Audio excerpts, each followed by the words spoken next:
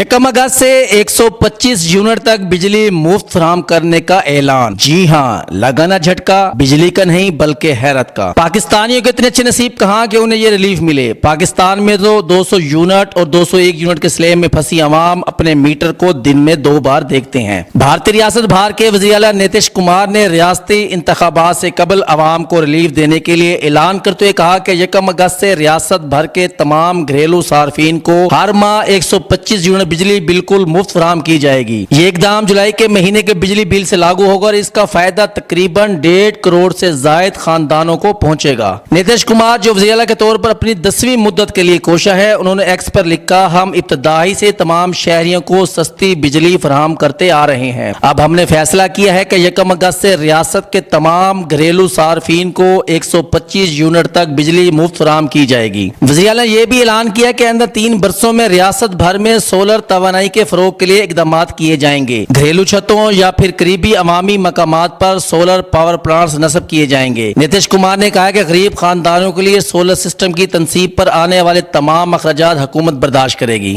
آپ کے علاقے کا جانا پہچانا نام خان ٹائل ڈسپلے، جو نام ہے اعتماد کا۔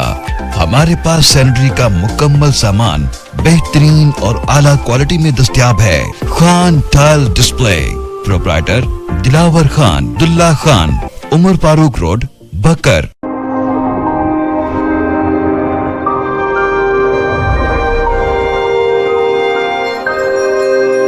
اپنا بکر، کیونکہ یہ اپنا ہے۔